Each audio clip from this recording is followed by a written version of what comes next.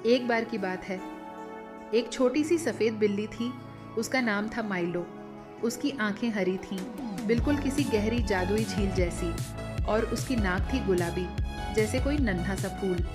लेकिन माइलो बाकी बिल्लियों जैसी नहीं थी, क्योंकि वो बोल नहीं सकती थी। हर रोज़ वो अपनी छत पर बैठती और दूर आसमान में टिमटिमाते सितारों को निहारती रहती। उसका सिर्फ एक सपना था, काश मैं किसी जादुई दुनिया में जा पाती जहाँ सब मुझे समझ सकें। फिर एक दिन आसमान में बिजली चमक रही थी, तेज़ बारिश हो रही थी। तभी एक चमचमाती किताब बिल्कुल उसके पास गिर पड़ी। किताब अपने आप खुल गई और उसमें लिखा था, सिर्फ वही इस जादुई दुनिया में जा सकता है जो दिल से समझने की ख्वाहिश रखता हो। माइलो ने धीरे से अपना पंजा बढ़ाया, किताब को छुआ, और अगली ही पल माइलो एक नई जादुई दुनिया में थी।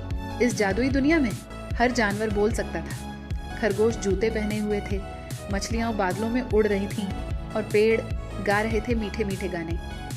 माइलो की आंखें हैरानी से चमकने लगीं। उसे मिला एक बुद्धिमान उल्लू जिसका नाम था प्रोफेसर हूट। वो मुस्कुराया और बोला, तुम्हारी ताकत तुम्हारी खामोशी में छिपी है। प्रोफेसर ने माइलो को एक चमकता हुआ स्टार पेंडेंट दिया। वो तभी चमकता जब माइलो के दिल में किसी के लिए सच्चा एहसास होता। अब माइलो को मिले 3 नए जादुई दोस्त, टिक्की, एक कछुआ जो समय रोक सकता था, जोरा, एक लोमड़ी जो अदृश्य हो सकती थी, और बीबी, एक छोटी सी चिड़िया जो भविष्य देख सकती थी। एक दिन उन्होंने देखा कि क्रिस्टल सिटी पर काला जादू छाया हुआ था।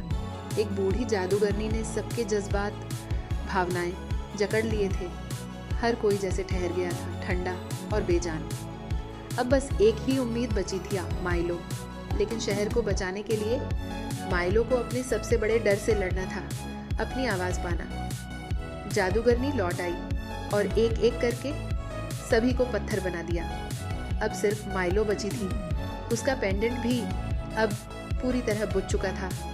माइलो ने आंखें बंद की, अपने दोस्तों को याद किया, और फिर एक बहुत ही धीमा सा म्याऊ निकला उसके मुंह से। उसकी पहली आवाज़। पेंडेंट तेज़ी से चमक उठा। हर किसी की भावनाएं लौट आईं। जादूगरनी पिघल गई और क्रिस्टल सिटी बच गई। अब माइलो लौट आई अपनी पुरानी छत पर। लेकिन अब वो सिर्फ एक बिल्ली नहीं थी, वो बन चुकी थी एक मैजिकल मैसेंजर जो हर रात आसमान के तारों को देखती और दुनिया भर के बच्चों को प्रेरणा देती। और माइलो की ये कहानी हमें एक गहरी बात सिखाती है, कभी भी अपनी कमी को कमजोरी मत समझो, क्योंकि वही बन सकती है तुम्हारी सबसे बड़ी ताकत। अगर आपको ये कहानी पसंद आई तो चैनल को ज़रूर सब्सक्राइब करें ताकि अगली जादुई कहानी आपसे छूट न जाए।